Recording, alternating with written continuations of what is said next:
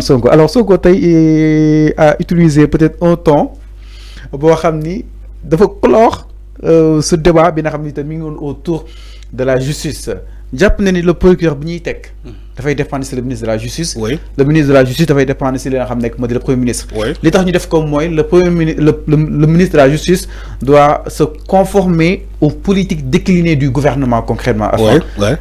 wax na ko daal di jàngatee lu mel wax naa la ko fi tu n'as même pas besoin d'avoir bac plus 8 en droit ni le procureur il dépend, c'est-à-dire que il est le représentant dans la sphère juridique du gouvernement. Le procureur c'est ce que j'ai dit chaque jour ma wax la ko fi xam nga bi ngay taxaw di ma naan le procureur moo fay teewal gouvernement bi lépp lu mën a xew. loolu la il est là pour défendre le gouvernement. C'est pas le gouvernement, c'est pas pour défendre le gouvernement. Alors, donc c'est quoi? Moi, politiquement, moi, fait le gouvernement. Mais il est le procureur de tout le monde. Il peut porter à charge, comme à décharge, sur un individu. Le mot am. Le ministre de la Justice doit être indépendant. Un ministre n'est pas indépendant.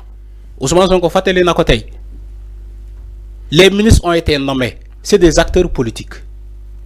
C'est des acteurs politiques. Le magistrat, dans l'exercice de ses fonctions, il doit être indépendant. Le magistrat, dans l'exercice de ses fonctions. Fallou, écoute bien ce que j'ai dit, c'est du français.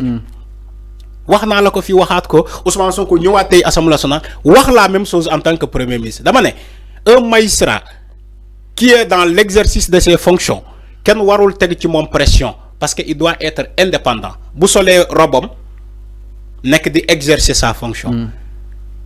Mais un magistrat qui n'est pas dans l'exercice de ses fonctions, solo le robe, il a opté pour être ministre.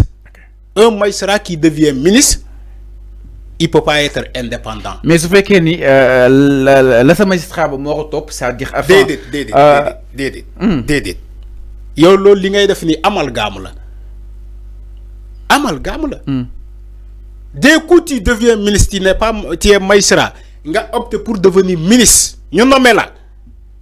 Da ngay dox ci bëgg gouvernement bi parce que lolu moo tax ñu nommé la ànd ak confiance la tout ce que Bassirou Diomaye Faye en tant que président a nommé parce que il a une confiance envers ces personnes là. Une confiance moo tax mu nommé leen parce que dafa jàpp ni ñooñu mën nañu ko jàppale ci liggéeyam mën nañu ñu ak ñooñu mën nañu ànd vers Sénégal horizon 2050. Maintenant si tu nages à contre-marée yow dañ lay génné ci gouvernement bi moy on te fait plus confiance loolu lay wax. Tu me dis que le ministre de la Justice doit être indépendant. Manela c'est faux, il peut pas être indépendant. Tous les ministres au monde sont sous pression. Parce qu'ils ont été nommés. Parce qu'ils doivent faire des résultats. Ministre bu ne mu ngi liggéey pour def ay résultats. Le magistrat dans l'exercice de ses fonctions, ma répété waat ko, il est indépendant. Ken waru ko tek pression. Mais un magistrat qui devient ministre, il n'est pas indépendant. Okay. Il n'est pas indépendant. C'est vrai que parfois ñi réalité bi heurté len nga wax nit deug mu heurté ko, mais c'est ça la réalité, c'est ça la vérité. Mais avant loolu itam c'est-à-dire maanaam taxawaayu ministre de la justice ki nga xam ne que moo di Ousmane Diagne ma ni kon kàddoom yooyu ba tey bàyyeeku ko Arfan que ni kenn du ma teg li nga xam ne que moo di pression te jéemu ñoo comprendre si texte bi nga xam ni itam contexte bi nga xam ni itam fa la ko waxee concrètement Arfan. Comment? C'est-à-dire kàddu bi mu yëkkati woon que ni kenn du ma teg pression ma ni kon loolu ba tey mu ngi koy topp Arfan te jéemu ñoo xam si ban contexte la ko waxee da nga jàpp ni sa analyse justement c'est la réduction des comptes fii dafa xaw a yéex.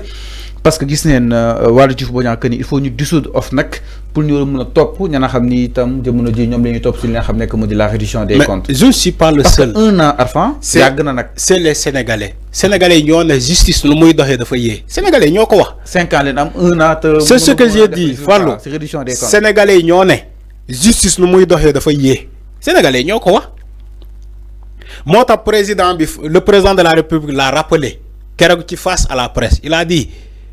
Dégg naa tey Pape Djibril Fall di naan c'est le président qui a dit que le peuple doit. Il a utilisé même le verbe devoir. Le peuple doit.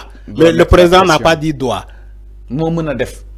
Président musul wax ni le peuple doit mettre la pression à la justice. moo mën a def. Déedéet président xam nga lan la wax le peuple peut. déedéet waxul Ok. peu. Ah. Il appartient au peuple d'exercer comment dire. ñoom ñoo ko moom loolu. Ce peuple bi moo ko moom. waaw kon peut avant pouvoir rek. Déedéet du loolu même peu sax président utilisé le verbe pouvoir dama ne il appartient le président a dit parfois il appartient au peuple donc mooy dafa de am mettre solo la pression. verbe bi dafa am solo. Non, l'utilisation des verbes et des mots dans Mën une na trahir phrase. sa pensée. Voilà, c'est ça. Mota, quand il dit que le président Moné, il doit, le peuple doit, c'est faux. Il n'a pas dit le peuple doit. Il dit il appartient au peuple de mettre la pression sur la justice pour nous, comment dire, gawanto ci affaire yi. Mais on nous dit que le temps de la justice n'est pas le temps des hommes. Et Ousmane Sonko n'est pas d'accord pour ça. Il dit parce que cette justice-là est rendue au nom des hommes. Si la justice est rendue au nom des hommes, donc il appartient à ces hommes-là de mettre parfois la pression sur la justice. C'est du français. Parfois, comme Manfi, ils ont un problème avec le français, avec l'emploi des mots. Lolu mo am. Mais nit lu bu waxé wax delo ko ay mowam. Lu mu wax bu ci changer virgule, bu ci yok dara. Nga ne Ousmane Sonko wax na li, bo démé ci plateau, di traduire les propos de Ousmane Sonko, il faut le dire latéralement ce qu'il a dit. Mais il faut pas dénaturaliser ces mots. Boko dénaturaliser rek, da ngay sortir du cadre. C'est ce que beaucoup de chroniqueurs font actuellement. Okay. Premier ministre bu waxee lii wala président de la République bu waxee nii bu ñu demee ci ay plateau di ko analyser du ñu wax les mêmes mots, ils vont changer les mots. Mais enfin ñu ne Ousmane Sonko a été ferme. Il doit être ferme. Si li mu wax ma ne kon loolu peut-être wax ji Arfan dafa am si ku mu laal. Il doit être ferme. Tu sais pourquoi? Devant le ministre de la Justice Arfan. Non mais si le ministre de la Justice il rend compte au premier ministre. Loolu moo am. Parce que ce ministre-là a été nommé sous proposition du premier ministre. ñu jàngat ni Ousmane Sonko peut-être sûrement ni di justice di daal di doxee sant na si benn. xam nga yéen ay créé une polémique entre Ousmane Sonko et le ministre de la Justice. Amul benn polémique. tey ay clash amul nga jàpp ne. Amul dara. dama ne amul polémique. Amul dara. donc Sonko dafa tontu sur laaju député bi. Kese député bi moo ko laaj mu tontu ko loolu. Sonko dafa direct. Direct. Il a toujours été direct. Dafa direct. Dafa direct waaye moo tax. loolu kese la. Arfan sànq maa la koy wax si en off. Sonko bul topp peut-être Sonko melal ni nga meral Sonko garaawul bul dugg si justice bi bàyyi noonu rek Sonko Arfan da nga koy ñaan nag. waaw Sonko dañ koy ñaan. du Sonko xam naa tey mer na nit ñi tamit dañ lay pousser si mur bi waaye Sonko yow yaay le père de la nation yow ak Diomaye Bassirou Diomaye président Bassirou. du Sonko la ñuy ñaan. xam nga lan la ñuy ñaan ñu ñaan Arfan tey Sonko dafa mer Sonko warul mer. déedéet Sonko warul mer. Sonko merul. tey Sonko gars yi sës nañ la si mur bi mais garaawul da nga leen di di rek garaawul Sénégalais moom mooy loolu ñun ñooy loolu Sonko. Arfan dañuy ñaan Sonko rek. Sonko est-ce que nu mu meloon rek Sonko garaawul ñun gars yi den bàyyi. chroniqueurs yi xool leen li ngeen di wax Sonko mer na de. Mer na de. parce que lu xew rek ñu ne moom la. xool leen li nga bàyyi yëgul tiinul.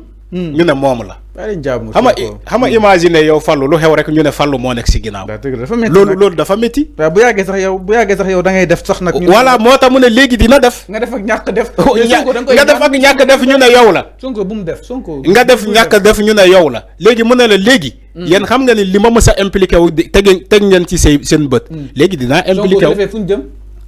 mooy fu ñu jëm neex. Arfan Sonko bu mu def Sonko bàyyi rek. Sonko sax xam naa def Sonko sa xolam dafa rafet. Sonko du def. waaye Sonko du def Arfan Sonko dama lay raconter benn histoire. Sonko doo def sa xol rafet ñu ne waaj. mais da ngay alerter rek gars yi bàyyi nañ si xel. dama leen benn note si li nga xam ne. ma ñëw dama lay raconter benn histoire rek. ñu ne benn waay yi dafa nekkoon ci quartier bi wala ci village bi di leen terroriser. parfois day ñëw fekk jotaay mu ñëw ak ay daw yu métti. ñu ne ko lan la mu ne gaynde gi gaa ngi ñëw gaa yi daw. chaque jour noonu la ba pare kenn du gis gaynde mais keroog bu gaynde bi ñëwee